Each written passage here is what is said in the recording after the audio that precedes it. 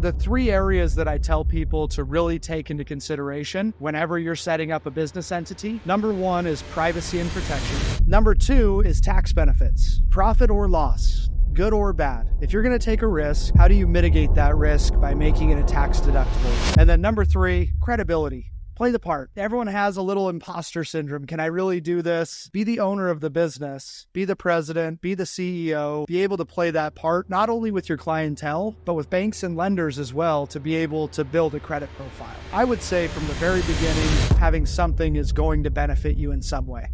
Hey, what's up, guys? Welcome back to the Modern Way Podcast. And as you can see, this is not my usual studio. We came all the way here to Salt Lake, Utah, to meet an awesome company, but also an awesome individual named Tommy here with Prime Corporate Services. Now, guys, if you haven't heard of Prime Corporate Services, you're about to learn about a boring side of business that most people don't like to get involved in, but it's essential, and it's not only saved me from a lot of stress, but it's also helped a lot of my clients. So I wanted to have them on the pod. Tommy, what's up, my man? Good to have you. Thank you so much for coming all the way out here. I appreciate it. It's the boring side. You hit right on the nail, but it's not what you make, it's what you keep. Taxes are one of the biggest expenses in any entrepreneur's life, for sure. For sure, man. And even just the drag of setting up entities, making sure the state filings are done correctly. I mean, when I first started in entrepreneurship, I had a company that I created in California. And for like 3.5 years, I did not get the paperwork right with the state. So they were just taxing me with fees and all this other stuff. And until I found you guys, like, it's been night and day difference compared to, doing it myself. So don't use the legal Zooms. Don't use that kind of stuff. You got to work with people that know what they're doing. But take me back a little bit to how Prime Corporate Services kind of came to be and just kind of the journey that you guys have been on over the past few years. So I don't know that I've ever even shared this, actually. The way you asked is going to make me answer it this way. I don't think I've ever shared this actually on a podcast before, but 2012, I run into Steve Harward, the CEO, who you know really well. Yeah. And we were at a celebration of life of mutual friends. And somehow I ended up in Steve's car. I jump out, pay $3 for his parking, and he wouldn't shut up about it. Why'd you pay for my parking? I'm like, you drove, I paid. I got a great mother. That's how it works. Yeah. And anyway, we just ended up hitting it off, and he said he had just started Prime, and this is on a Saturday, and it was kind of like Wolf of Wall Street. Show me a paycheck, and I'll quit right now. I'd have been Jonah Hill. And I did. It was a Saturday, and I left and started on Monday. There was 4 of us. I showed up in a collared shirt. I still get a hard time about it. Looking all good, looking like you. You look great. You dress the part, right? But there was only 3 or 4 people in there. And that's really what it's been. And when we first started, it was, how do we help startup entrepreneurs? A lot of e-commerce businesses in the very beginning. We've really evolved since, as you know. But when you're first getting started, it's really difficult to navigate the legal and the financial side of a business. And if we can take that stress away from people, we figured that there was an area of the market that we could really help entrepreneurs grow, develop, and scale their business. And that's ultimately how it got started back in 2012. That's crazy, man. So that $3 ticket, that's your write-off, right? It was a great investment. Crazy ROI. Better than a Bitcoin, better than any of the other ones. No, that's great, man. And that's actually a really cool story overall, because anything that's big obviously starts small, right? And a lot of entrepreneurs kind of forget that. And if you don't have the right foundation for it, whether it's the relational foundation or even just the legal stuff, like, it gets overlooked if you're not doing it the right way. So that's great, man. Now, when it comes to like really honing in on, how should someone actually start their business, and what stage should they set up their LLCs and all that? Like, take me through that process of, who do you serve and why should someone even start considering this stuff if they're brand new to business and haven't really taken that leap yet? Yeah, it's one of the most common asked questions that we get. When should I structure and how should I structure? And one of the things that I really like to drive home for anyone listening is, if you have the desire to be self-employed, if you have the desire to have multiple streams of income, there's so many tax benefits that you don't have as a W-2 employee. Yeah. So even if you are working a W-2 and you like it or you want to get out of it, I would say legitimize something. And it doesn't mean that you have to know exactly what you're going to do long-term, but starting as an LLC is simple, it's easy, It's very inexpensive, Mm-hmm. and it allows you to take benefits like startup expenses, like building up a credit profile to have additional capital. And the three areas that I tell people to really take into consideration whenever you're setting up a business entity. Mm-hmm. Number one is privacy and protection. How much privacy do you want? Mm-hmm. You don't want your address listed on state websites, right? Yeah, for sure. How much protection do you need? If you're just getting started, probably isn't a lot. Mm-hmm. Number two is tax benefits. Profit or loss, good or bad. If you're going to take a risk, how do you mitigate that risk by making it a tax-deductible expense? Mm. And then number three, credibility. Play the part, right? Everyone has a little imposter syndrome. Can I really do this? Yeah. Am I really going to make this happen? Be the owner of the business. Be the president. Be the CEO.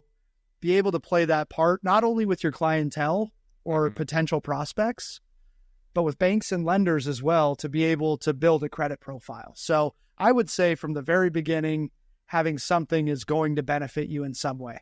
Yeah, for sure. And I think I like how you went into the banking side and the lending side, because so many businesses are undercapitalized. And like, that's the reason why they're scared to make the jump, is because like, oh, I may not have money, or, what if this thing doesn't work?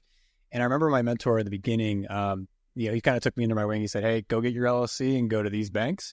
So that way you can actually get 0% interest on your cards. Sure. And so, for people that are just starting and may not understand, the importance of, the LLC and the financing side, like what's the power of them being able to get that kind of credit, to, start their ideas or, test their ideas when it comes specifically to, them not reporting and those kind of things.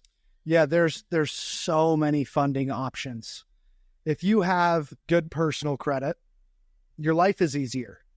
That's yeah, just for sure. The way that it is. It's like pretty privileged. Right? It really is, because you can get these 0% offers, and you can do either a credit hybrid where you get credit cards at 0%. You can apply for loans. Your business is no different, and you can build a separate credit profile for your business. So when you have good business credit, your business life is easier, right? It's more money, more problems, but they're good problems to have. For sure. And money truly is a tool. Credit truly is a tool. If you give Mother Teresa more money, she becomes more of Mother Teresa, right? There's good and there's bad. But when it comes to good credit and when it comes to more funding opportunities, when you don't need money, everyone and their mother sends you a credit card application, right? Yeah.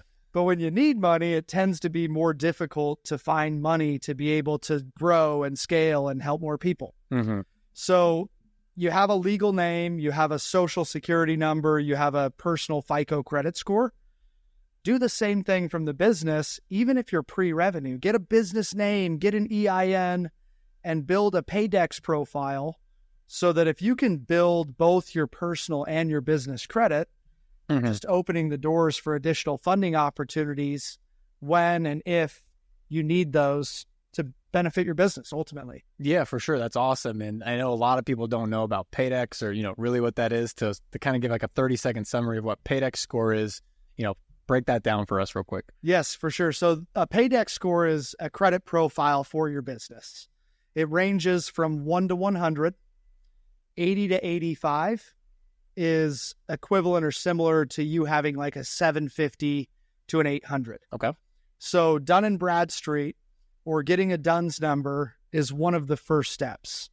Once you have this DUNS number, you can focus on building up your credit profile. And we have a really cool 7-step system. Make sure that you have a solid foundation to your business. Once you know that banks are going to look at you like a legitimate business, now you can go make sure that you're verifying with the bureaus. So Dun & Bradstreet, Experian, Equifax. Now you get to go get these tier 1 lenders. I call them accounts that no one really wants. Okay. It's like Office Garner, Uline, Granger.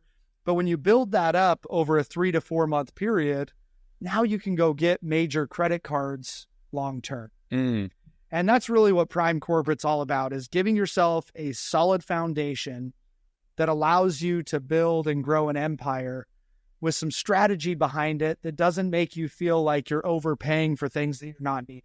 Yeah, for sure. Things that you're not using. For sure. Yeah. And it's such an important point about foundation. Yeah, it might be boring, but if you don't set it up the right way, it's just more costly in the long run. Yes. Having to restructure, having to transfer entities, having to close down, reopen ones. I've probably been through it all. In regards to that stuff. Yeah, for sure. Yeah. One of the other things that you had said earlier, getting all your paperwork in order and making sure that you actually have what you need when it comes to entities. Yeah. You're probably familiar with this, but anyone watching, there's a new regulation with the Financial Crimes Enforcement Network. And now that you hear it, it's going to go all over your TikTok and social media, but they're threatening $500 a day fines and even up to 2 years in jail if you don't complete a beneficial ownership information form. And all it is showing who the owners are, where your business is located, your address. You have to upload your driver's license or your passport. But those are things that when we help, we've set up over 150,000 businesses. So now with this new regulation, we were scrambling a little bit. We've put a lot of money into helping people make sure that they stay compliant with this BOI. Yeah, for sure. I mean, just the scale of which you guys have helped people, having just to submit those forms, coordinating like, hey, we need your driver's license, or let's get this stuff situated. That's exactly why you need someone like in your corner overall. Because I'm actually a little bit more tuned into the financial sector because of the stuff that I do. But there's other freaking regulations and new filings that have to occur that I wasn't aware about.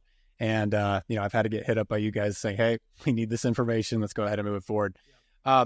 Now, what would you say when people are starting their businesses is like the common misconception that they don't factor in? And that could either be the credits that they have that they can, take advantage of, or the write-offs that they can take advantage of in the very beginning. Like, let's talk about some of the things that now that they got their entity set up, what can they do that maybe people aren't talking about? Yeah. So a lot of the YouTube videos and a lot of the things that I follow say LLCs don't have any tax benefit, right? And the reason that I respectfully disagree with that is because when it comes to audits, 99% of audits are on people. Less than 1% are on businesses. Now, naturally, that number is going to be a little bit skewed because you have more people than you do businesses, of course. But when you show the intent to generate income, when you set up an LLC, there's tax codes that say that you can write off startup expenses, organizational expenses.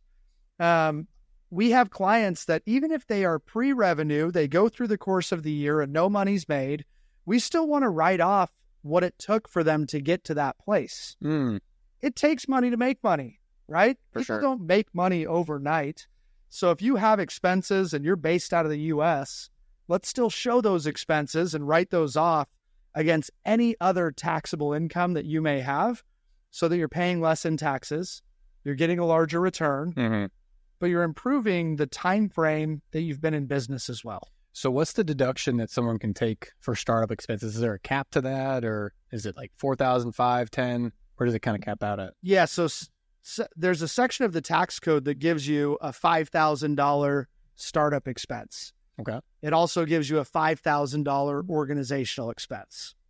So an example would be if you pay to have someone like yourself give advisory and to have someone help with getting your business off the ground, we can write off up to $5,000. If you spend more than that, we still want to show that the investment was made, but we can carry it forward to the next year if need be. Yeah. Right.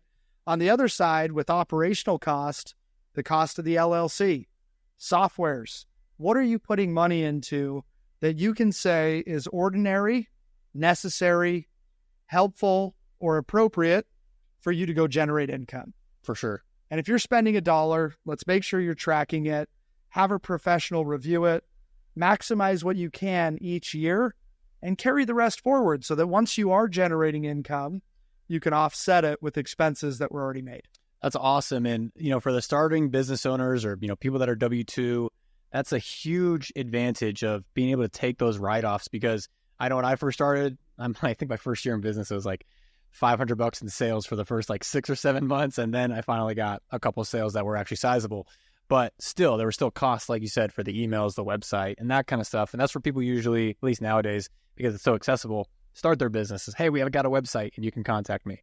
That's all deductible in the beginning. So as you are getting, some momentum, whether it's your organic marketing or paid marketing or affiliate relationships you're building, you can write that stuff off and not take such a big hit in taxes or, the whole leap if it doesn't work out. So that's super cool. But for people that are already an established business owner, they already got sales coming in, they already got revenue coming in. There are other deductions, but tell me about Section 169, I think it is, with the write-off of the car. How many G-Wagons can one really buy? How many people can really buy Range Rovers and write them off? I want to know. Yeah, 179. This is one that people love. So to your point, YouTube University, G-Wagon, Teslas, it's over 6,000 pounds, right? So a lot of times there's SUVs, trucks, a lot of the electric cars are over 6,000 pounds. One of the things that you want to be aware of is what the depreciation schedule is that year. So an example, right now, the depreciation amount is 60%. We were just waiting the last couple months. It was through Congress. We're waiting on the Senate, hoping that it went back to 100%. Yeah. It got denied, unfortunately. So these are things that are constantly changing. If it can be 100%, 80%, 60%, and you can depreciate a vehicle, a jet, equipment for your actual business, depreciation is king. And that's why real estate is so valuable as well. When you go generate a bunch of active income, for those of you that already are, the reason that real estate is such a great play is you can run a cost segregation study to accelerate the depreciation. You can purchase a vehicle to accelerate that depreciation. But when you're able to depreciate assets that are going to either help you generate more money, like a vehicle, or create cash flow, like real estate, it gives you the ability to take more deduction up front to pay less in tax now. So massive benefit. Gotcha. Yeah. So it's just a more efficient way to get there. But interesting enough, that 60%, I knew about that. A couple of years ago, I was talking to some tax advisors, and they were trying to sell me into getting a Tesla super quick because the depreciation was going to, change from 100 to, I think it was from 100 to 80, then 80 to 60 now. Yep, you got it. Is that largely driven mostly due to the politics of it, who's in office, or is that mostly just, hey, whoever's in Congress and Senate, it's more of a battle there?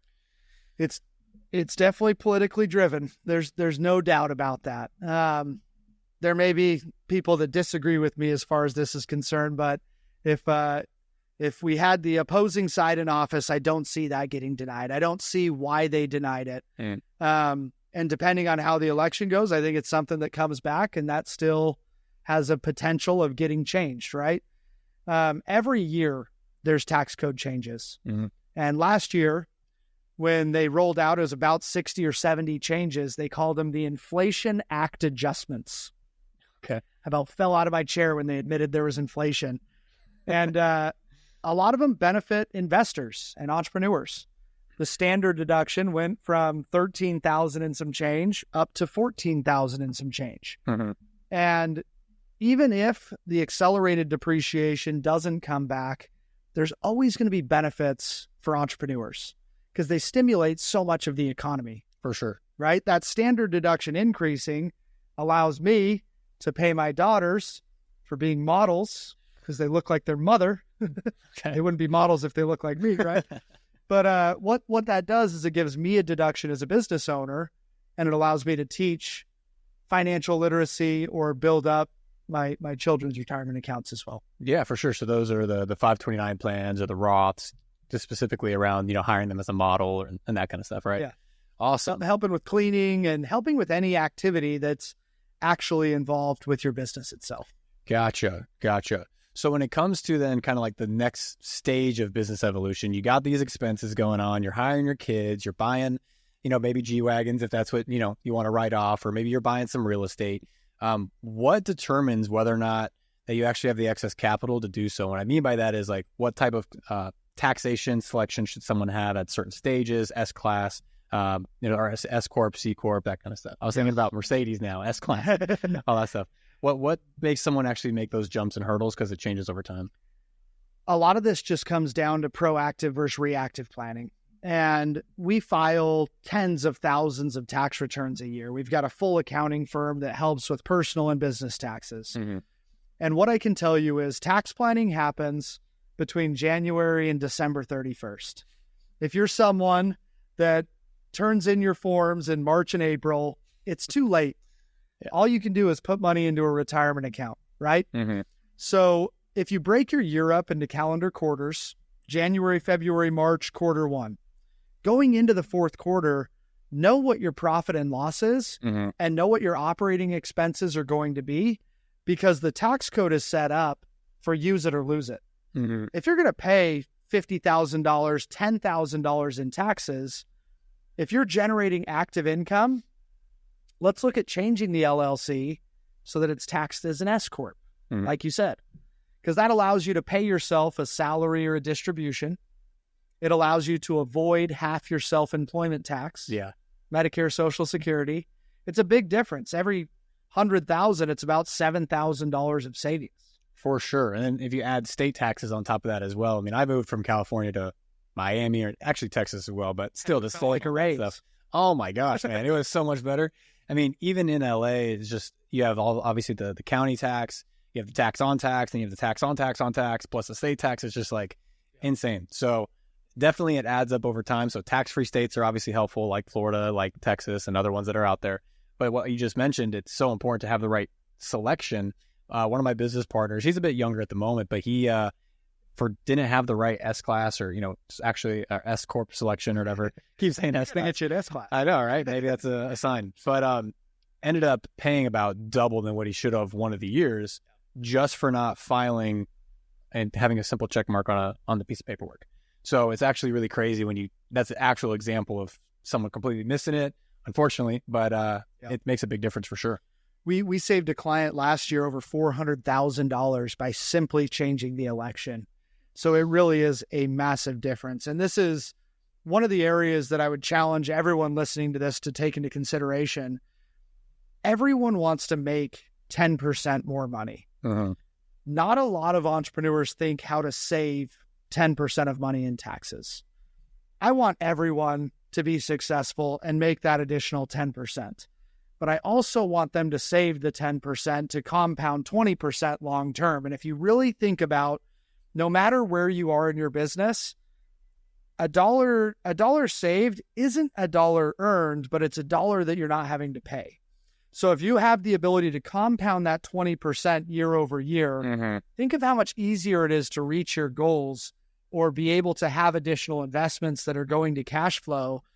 And a lot of times, I'm sure you can relate to this, you're here for another event and you're traveling all over the place. All those are deductible, but you're focused on how to build and how to grow and how to help more people. It's probably even easy for you to let some of this tax planning go by the wayside. Oh, for sure. I mean, you can ask my guy Danny here, who's been shooting behind the scenes. I've been on meetings and meetings and meetings and meetings back to back. So even just the time allocation to thinking solely about the different write-offs or the different tax plays that I can do, even though I'm financially driven and I have it in mind, it's still a full-time thing regardless. For sure. Have a team that allows you the ability to focus on your genius, right? And I think that's one area that I love about entrepreneurship is when you're first getting started, you're everything. You are a hustler. You're cleaning the toilets. You're taking out the garbage. You're doing the marketing. You're running the sales. But if you think to yourself, what do I love doing and what am I really good at? What am I not so good at? Or what do I dislike? Mm-hmm. As you generate income, hire out those things that you dislike mm-hmm. so that you can focus on multiplying what you love. Sure. Being self-employed is great. People talk about freedom, but I think I have less freedom than ever. It's busier than ever. For sure. And to hit on that, I mean, that's the dream that's usually sold where, hey, you can work from anywhere, laptop lifestyle. At least that's my generation's kind of thing. Sure.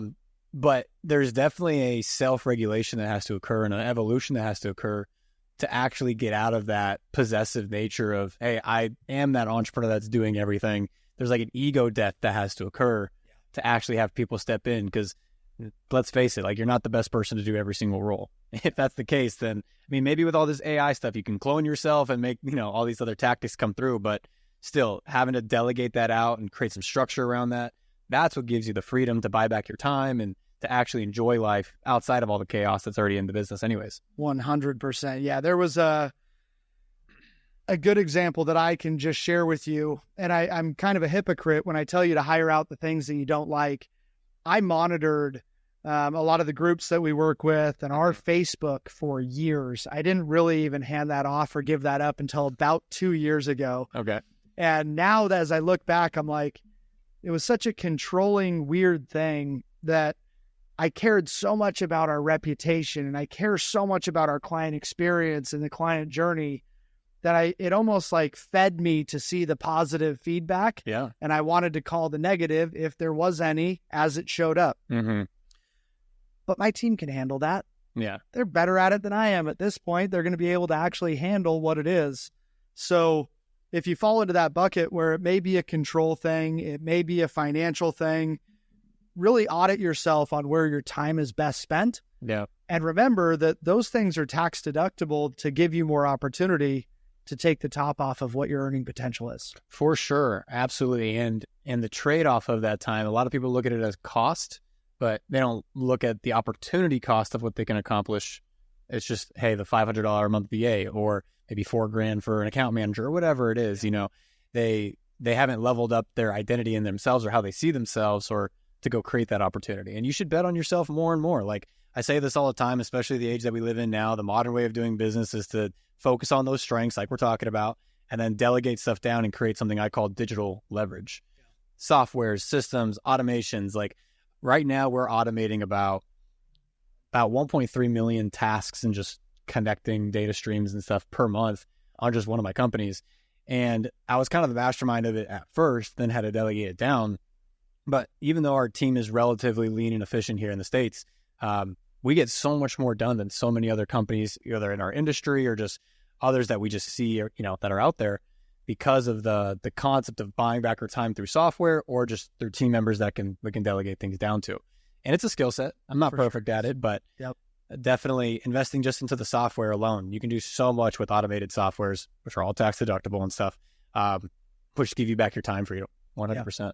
We've recently started doing a lot of that with one of our partners, just absolutely obsessed with AI. I think another thing that's very valuable to what you just mentioned, the more that you lean into technology and the more that you test it and try it, even if it doesn't work, it allows you to have more educated conversations like we were having right before this. You know what I mean? You have a much greater understanding from a tech standpoint than I do, but I know enough to be dangerous. For sure. So now that I can scratch the surface and have these conversations with you, who is much more knowledgeable than myself, I get to learn from you about these technology pieces that if I didn't lean into it, if I refused it, or if I just had someone else do it, I can't have an educated conversation with you that really brings anything back to me. For sure. And if you delegate too early to that point, you don't know if you're going down the right route. Yes. Because you have nothing to contrast to. For sure. So I learned that technical side out of necessity. It wasn't like I was an engineer and I was like ready to go tackle tech, but it was just needed. And so that way, when you do talk to developers, you can speak their language because the efficiency of that communication is going to determine how close you get to the project outcome and the things that you want to do. So definitely know enough to be dangerous, but there's definitely levels to it. Yeah. There's people that love code, that love APIs. I'm like, cool story, dude. Like, that's fine, but let's just get this job done through doing that. So that's cool, man. That's cool. So going back to a little bit more on the, business structure side and, how people can build that leverage beneath them. At what point do people need to open up other entities because either their business units have gotten pretty big and they need to diversify risk, or, if there's just a different way to actually look at their structure instead of everything in one entity, all the contracts are going through, all the liabilities are going through, all the payments are going through. When do they start diversifying their entity structure overall? We've all heard not to put all your eggs in one basket, right? Problem with that is no one tells you what eggs to put in what baskets. Yeah. So I share that because not all states are created equal when it comes to corporate law. You go from California to Texas to Florida for a similar reason. Delaware and Wyoming are the best states. And it's because they have additional privacy that other states don't offer. They're non-disclosure states. So a lot of our investors, a lot of our clients, myself, I have a holding company that's based out of Wyoming. And that Wyoming company doesn't do any business, but it owns my other businesses. So when I say don't put all your eggs in one basket, we'll get asked, I've got an online business and I'm thinking about buying a rental property. Can't I just use the same LLC? You can, but why would you do that? Separate out those liabilities for a couple reasons. One, if I have a slip and fall at one of my rental properties, I don't want that to affect the operations of what's going on with the online business. In addition to that, I want to know a profit and a loss so that I can decide where I want to invest to lower my tax liability. So liability is the first thing that I would challenge you to look at and to separate if you're in that situation. The second thing is from a tax standpoint, if you're generating active income, exchanging time for money, whether it be consulting, whether it be online sales, you're taxed at the highest rate, right? 10 to 37% currently. Why not invest that money into some sort of a passive income stream that's taxed 0 to 20%, 17% haircut off the top? But not only is it saving you money in taxes, it's allowing you the ability to depreciate, to flow those through. So that's why I love LLCs. They're so simple, they're so easy, and they allow you the ability to flow through. So separate the industries, identify the type of income, and make sure that you're properly insured depending on the type of business. Yeah, for sure. We'll talk about insurance here in a sec too.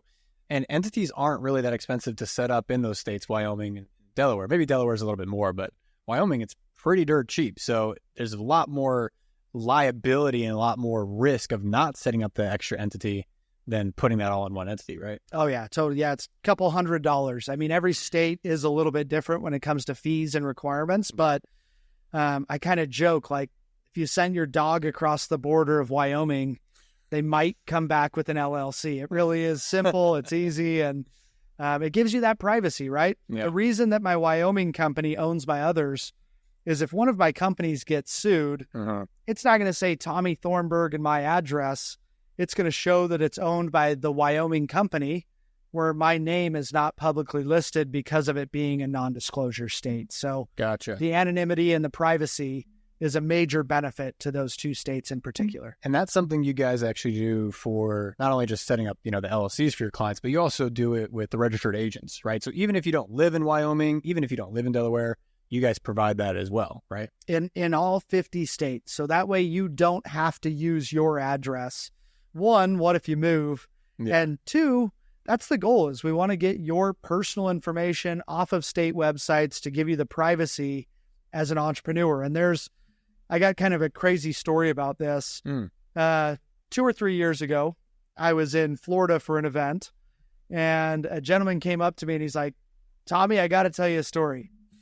He's like, you're talking about Wyoming. And I told my wife, we don't need that. So we just went to SunBiz, how you set up an LLC in Florida. So we got our first rental property, and about a month later, Florida got hit with a hurricane. And the tenant showed up at their house because he looked at where they were paying rent, banging on the window, trying to get into the house. He's like, my wife told me, forget it, sell the property. Like, hold on, this crazy guy was talking about Wyoming. And so he said, I called you guys and we restructured. I've got privacy and I am a full-time real estate investor because of it. So it was really, really awesome success story. But that privacy is important to a lot of people. For sure. And that's just, on a factor outside of someone's control. Hurricane, destroying a property. Florida is known for that, but, that's still an anomaly in and of itself. Yeah, rare, very, very rare for sure, but better safe than sorry. For sure. And if it's a personal service, you don't want someone showing up to your house on an off day or whatever. If there's some disagreement or maybe a service needed a little bit more attention or something, you don't want people showing up to your house either way or sending you stuff like threats, whatever, like if it goes really south. So that's the other side, but that's super smart. Now you talked about insurance, and I think we'll close with this kind of side because this is the next layer of protection with any entity.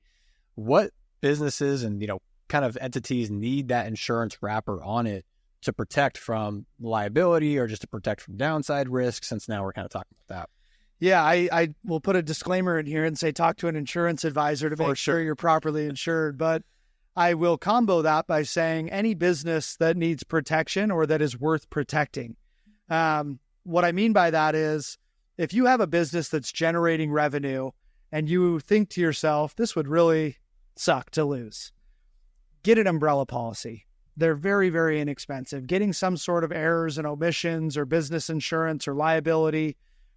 A lot of times insurance is very inexpensive. It's a tax deduction, and you want to be able to insure it for a worst case scenario. Yeah. Entity structuring, insurance, not the most exciting thing in the world, I know. But if you think to yourself, it's not if I get sued, but when I get sued. Yeah. Avoid the shoulda, coulda, wouldas. And for something to be so minimal like liability insurance, errors and omissions insurance, why not have it, write it off as an expense, and increase the policy that you have as you generate more revenue? You don't have to have some elaborate, insane, crazy policy. You can start small and always build onto that as you go. One of the areas that I've added to for myself is life insurance, right? Smart, yeah. A lot of it's going to be based off of your short-term and long-term goals. When I was just trying to make money, life insurance was not a priority. Yeah, estate planning, which we also do, was not a priority. But as we built and as we grew the business, once I had my daughter, estate planning became a lot more important. Yeah. Life insurance became a lot more important. So as you build your wealth, it creates good problems to have. Why not look into what that insurance would cost to make sure that you're protected? For sure. For sure. And even you talked about trust too, having the proper estate plan. It's better to start now instead of having a, shoulda, coulda, woulda type of event if a passing occurs, or, if you're trying to protect your assets and now it has to go to probate and, all this other stuff that you don't want to put your family through. So super smart, man. Now, again, Prime Corporate Services, where can they find you? How can they get in contact to set up their entities or, help with the other things that we were talking about earlier today? Yeah, what we'll do, thank you for coming to Salt Lake. Appreciate it very much. Sure thing. We'll get you a link and we can put it in the show notes. Perfect. I highly recommend everyone take advantage of a free consultation. That's what the link will be, is 45 minutes to an hour. You can sit down with one of our advisors one-on-one over a Zoom call, and that call would be for you. So if you're brand new, tell us you're brand new. If you're a seasoned vet, say, I need help from saving money in taxes, but Prime Corporate helps with entity structure, LLCs, corporations. We're building and developing business credit. We're currently getting over $4 million a month in business credit for our clients. Really cool. Full team of accountants and CPAs, tax prep, tax filing, and also estate planning. So any of the needs that you have, feel free to schedule a free call, and hopefully we can benefit your business to the point where it makes sense to work together. For sure. They've helped me, guys. So yeah, there'll be a link below in the description. But again, if you found value out of this podcast here with PCS, go ahead and like it, share it to a friend, a business owner, family member, someone that's even interested in just getting into entrepreneurship and wanting to start their business. There's a lot of value here. So again, we hope you got value. Go ahead and hit the button below to schedule a consultation with them, like, subscribe, and we'll see you in the next episode.